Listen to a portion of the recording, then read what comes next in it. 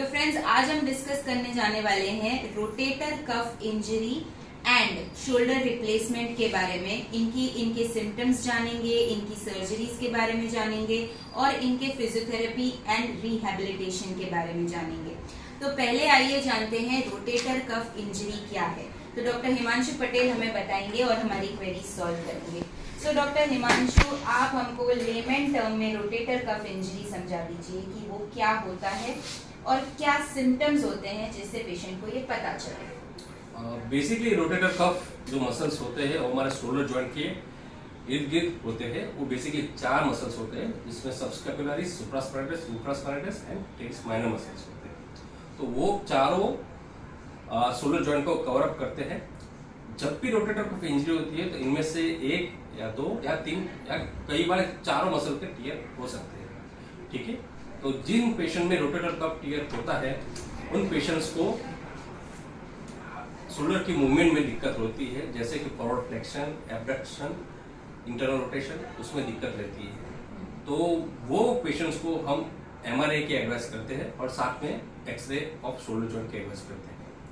On depending upon the report of MRI, अगर patients को shoulder joint जो rotator cuff muscles होते हैं उनमें टियर आता है तो टियर के अकॉर्डिंग हम उनको ट्रीटमेंट की एडवाइस देते हैं। काफी पेशेंट को पार्शियल टियर होते हैं तो उनको हम कंजर्वेटिव ट्रीटमेंट की एडवाइस देते हैं, और काफी पेशेंट्स को लगता है कि फुल थिकनेस टियर है या 70 to 80% थिकनेस है with retraction of the tendon tear, तो हम उनको रोटेटर कफ मसल्स की सर्जरी की एडवाइस देते हैं, जो हम यूजिंग आर्थ्रोस्कोपी करते हैं। ओके, तो आर्थ्रोस्कोपी में मतलब शोल्डर जॉइंट को ओपन नहीं करना पड़ता है? नहीं, हम 99% हम आर्थ्रोस्कोपी ही करते हैं। ओके, और इसमें जो रोटेटर कफ रिपेयर होता है उसमें आप क्या यूज करते हो फॉर रिपेयर? आप एंकर्स यूज करते हो, डिसॉल्वेबल होते हैं, दे आर नॉन डिसॉल्वेबल, क्या होता है? वो रहते हैं बॉडी में? अभी हम जो भी स्विचर एंकर यूज करते हैं फॉर रोटेटर कफ टियर वो 100% हम डिसॉल्वेबल यूज करते हैं, जो जिसे हम बागा कंपोजिट बोलते हैं। ठीक है, और उसके साथ जो एंकर के साथ हम थ्रेड्स आते हैं, वो थ्रेड से हम रोटेटर कफ जो टेंडन होते हैं उनको रिपेयर करके उनकी ओरिजिनल पोजीशन पे वापस लाते हैं, जिससे पेशेंट्स की मूवमेंट में जल्दी रिकवरी आ सके। ओके, कौन से टाइप का एनेस्थेशिया यूज होता है इस सर्जरी में? काफी सर्जन्स सिंपल ब्लॉक मतलब regional anaesthesia of that shoulder joint use करते हैं, और काफी लोग जनरल एनेस्थेसिया यूज करते हैं। यहाँ पे एडवांस हॉस्पिटल में हम पेशेंट्स के लिए दोनों regional plus general anaesthesia use करते हैं, ताकि पेशेंट्स की पोस्ट ऑपरेटिव पेन रिलीफ अच्छी है। ओके, ऑपरेशन में आर्थ्रोस्कोपी में कितना समय लगता है? डिपेंडिंग अपॉन तो कितने मसल्स टियर हुए, 1 है या 2 है, हमारा ऑपरेटिव टाइम होता है करीबन 45 to 60 minutes. It is a minimum. Arthroscopy surgery off shoulder के बाद पेशेंट को कितने टाइम तक हाथ ब्रेस में रखना पड़ता है, बेल्ट में, शोल्डर बेल्ट में? रोटेटर कफ टियर मसल्स पे हम जो भी सर्जरी करते हैं, जो भी हम टाँके लेते हैं, उनको थोड़ा प्रोटेक्शन की जरूरत रहती है, तो हम पेशेंट्स को मिनिमम 3 वीक्स का इमोबिलाइजेशन देते हैं। उसके बाद धीमे धीमे उनकी फिजियोथेरेपी स्टार्ट करते हैं। ओके, तो जब तक इमोबिलाइज्ड होता है शोल्डर आर्थ्रोस्कोपी में, आइए जानते हैं डॉक्टर फारूक देसाई से कि उस टाइम पे पेशेंट को कौन सी एक्सरसाइजेस करनी चाहिए और क्या नहीं करना चाहिए। तो डॉक्टर फारूक, आप हमें समझा दीजिए कि विथ बेल्ट पेशेंट को क्या अलाउड है? सो ड्यूरिंग फर्स्ट मंथ, जो पहला महीना रहता है, तब तक आपका शोल्डर एक झोली में रहेगा। तो उस टाइम पे आपको सिर्फ आपके फिंगर की मूवमेंट और आपके हैंड की मूवमेंट करनी रहेगी, और आपके एल्बो की मूवमेंट, जो ये मूवमेंट है वो करनी रहेगी, क्योंकि अगर इसकी मूवमेंट नहीं करोगे तो वो उसकी भी स्टिफनेस आ सकती है, वीकनेस आ सकती है। सो हम 1 महीना बेल्ट इसीलिए देते हैं कि आपका शोल्डर में जो भी प्रोसीजर किया है उसको रिपेयर करने के लिए, तो वो कम्प्लीटली हील हो जाए 3 से 4 वीक में। आफ्टर ईयर 3 to 4 वीक के टाइम पे हम सिर्फ इतनी ही एक्सरसाइज अलाउ करते हैं, शोल्डर को आगे पीछे नहीं करना है। हाँ, आप मोबाइल यूज कर सकते हो, आप बाकी जो भी नीचे का काम है जो झोली के साथ कर सकते हो वो भी तो आप वो 1 महीने तक हमको शोल्डर जॉइंट पे कोई भी मूवमेंट अलाउड नहीं है, उसका सिर्फ रीजन एल्बो और रिस्ट पे अलाउड है, Allowed। और वो बेल्ट निकाल के करनी रहेगी। यस, दिन में कितनी बार? दिन में आप 3 से 4 बार कर सकते हो, 20 काउंट्स, जो भी आप कंफर्टेबल हो तो ज्यादा भी कर सकते हो, कोई इश्यू नहीं है, इसकी कोई साइड इफेक्ट तो नहीं है। बट एक चीज ध्यान रखनी है कि आपका शोल्डर को आपको बहुत आगे पीछे नहीं करना है ड्यूरिंग फर्स्ट मंथ, जिससे उसकी अब हम जानते हैं कि 1 महीने के बाद कौन सी एक्सरसाइजेस अलाउड है और कितने टाइम के लिए वो एक्सरसाइजेस करनी रहती है। सो आफ्टर 1 मंथ, 1 महीने से 45 डेज, मतलब 30 डेज टू 45 डेज में आप शोल्डर को 90 डिग्री तक मूव कर सकते हो। In short from the first day, आप मैं बात करूंगा 31 डे की, उसके बाद आपको झोली को पहनना नहीं है। मोस्ट ऑफ द टाइम यही सिनेरियो रहेगा कि आपको 1 मंथ के टाइम झोली को पहनना नहीं रहेगा। अगर ऐसा कुछ रहेगा कि आपको पहनने की रिक्वायरमेंट है तो हम आपको एडवाइस कर देंगे। अच्छा, सोने के टाइम पे? सोने के टाइम पे आफ्टर 1 मंथ आपको नहीं पहनना है, बट 1 मंथ तक वो आपका सोने के टाइम पे भी झोली चाहिए। उसका रीजन ये है कि सोते टाइम अपना ध्यान नहीं रहता है, सबकॉन्शियस माइंड अपना कोई भी मूवमेंट कर सकता है, तो वो अगर ज्यादा ओवरहेड हो गया तो वो आपके अच्छा, उस साइड पे करवट बदलना अलाउड है? करवट बदलना भी हम आपको अलाउ कर देते हैं, बट वो 3 to 4 वीक्स के बाद। वैसे आप सो सकते हो, पिलो की पोजीशनिंग अच्छे से करवा के आप करवट भी ले सकते हो, बट तब भी आपकी झोली रहेगी। ड्यूरिंग फर्स्ट मंथ की बात कर रहा हूँ, उसके बाद आप करवट भी बदल सकते हो और every single thing you can do.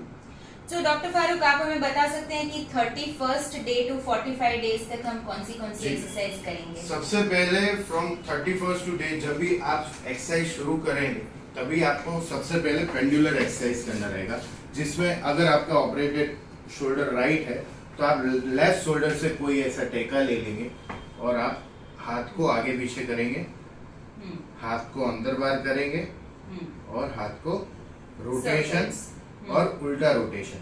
ये 4 एक्सरसाइज आप पहली स्टार्ट ऐसे करेंगे। उसके बाद आपके शोल्डर से आपको 45 डेज तक उसको 90 डिग्री तक लाना है, ठीक है? तो आप धीरे धीरे दोनों हाथ को पकड़ के आगे पीछे वाली मोशन चालू करेंगे। पहले 4-5 दिन ये पेनफुल भी रह सकता है, बट आपको ये चीज कंटिन्यू करनी है क्योंकि 45 डे तक आपको 90 डिग्री तो पहुंचना ही है और उससे अबव भी अभी नहीं जाना है। Till 45 days you are only allowed to do 90 degree of reverse motion. So आप ये एक्सरसाइज करोगे जो फॉरवर्ड फ्लेक्शन कहा जाता है, पैसिव फॉरवर्ड फ्लेक्शन। अगर इससे आपका कंट्रोल आ गया है 4-5 दिन में तो आप एक्टिव फॉरवर्ड फ्लेक्शन भी कर सकते हो। आपको थोड़ा रोटेशन करना रहेगा। फिर एक्सरसाइजेस है, ये भी बहुत इंपॉर्टेंट एक्सरसाइज है, इससे आपकी 90 degree range of motion almost open हो जाएगी। सो ये टेबल स्लाइड्स बोलते हैं इसको। आपका जब भी आप पूरा हाथ आगे ले जाते हो तभी आपका एल्बो पूरा स्ट्रेट होना चाहिए और उसको आगे ले जाना है जितना हो सके उतना, और इसको पीछे लाना है और इसको आगे लाना है। ऐसे सेम वे आपको साइड में भी एबडक्शन भी करना रहेगा, सेम वे। ओके, सो ये 90 डिग्री ओपन होने के बाद आपको पैसिवली भी ओपन करना है और एक्टिवली भी ओपन करना है। फिर आपको खड़े खड़े भी ये वाली मोशन करनी रहेगी और आपको ये वाला मोशन भी करना रहेगा टिल 90 डिग्री 45 डेज तक। ओके। अच्छा डॉक्टर फारूक, आप हमें ये बता दीजिए कि 45 डेज के बाद कौन सी एक्सरसाइजेस अलाउड है? 45 डेज के बाद आपको अबव 90 डिग्री का एक्सरसाइज, अभी आपने 45 डेज तक 90 डिग्री तक गए, आपको यहाँ से ऊपर जाने का हमने अलाउ नहीं किया है। अभी आफ्टर 45 डेज आपको 90 डिग्री के ऊपर वाली एक्सरसाइज करनी है, जो स्टार्टिंग में पैसिव एक्सरसाइज होगी, उसके बाद उसको आप एक्टिव है। पैसिव मीन्स आप कोई चीज को पकड़ के सपोर्ट लेके वो मूवमेंट करना शुरू करोगे। फ्रॉम द फर्स्ट डे ये इतना ओपन शायद ना हो तो कोई इश्यू वाली बात नहीं है। आपको थोड़ा पेन लेके आपको थोड़ा ओपन करना रहेगा उसको धीरे धीरे, ठीक है? उसके बाद आप थोड़ा एक्टिवली भी उसको ऊपर ले जाइए, नीचे लाइए। सेम वे आप साइड वेज में उसको ऊपर ले जाइए, नीचे लाइए। इन शॉर्ट आप अभी सभी एक्सरसाइज करने के लिए फुल फ्लेज एवरीथिंग, सभी एक्सरसाइज करने के लिए आप अभी फिट हो। सो इसके लिए और भी कोई पैसिव एक्सरसाइजेज है जिसको फिंगर लैडर एक्सरसाइज बोलते हैं, जिसमें हम ऐसे हाथ को ऊपर फॉरवर्ड फ्लेक्शन पूरा हम स्ट्रेच करेंगे। सेम वे एबडक्शन हम पूरा स्ट्रेच करेंगे ये ऐसा नहीं है कि आपको फर्स्ट डे पे यहाँ तक पहुंच जाना है, ठीक है। आपका ऑपरेशन हुआ है, ऑब्वियसली उसको धीरे धीरे आपको खोलना Gradually. रहेगा। सो ग्रेजुअली आप फर्स्ट डे पे इतना गए, फिर आप सेकंड डे पे थोड़ा और गए, वो आपको आपके पेन जो भी सहन सकती है उसके हिसाब से थोड़ा थोड़ा बढ़ाना है रेगुलरली।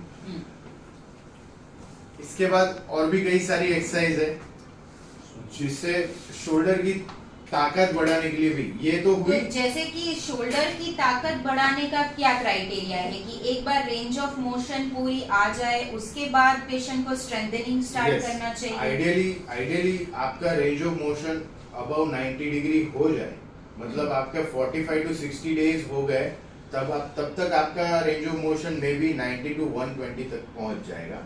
उसके बाद आपको जो 2 महीने का और 2.5 महीने का पीरियड रहता है, मतलब 60 to 75 डेज, वो टाइम पे आप स्ट्रेंथनिंग एक्सरसाइज शुरू कर सकते हो, जिसमें आइसोमेट्रिक शोल्डर एक्सरसाइज भी बोलते हैं।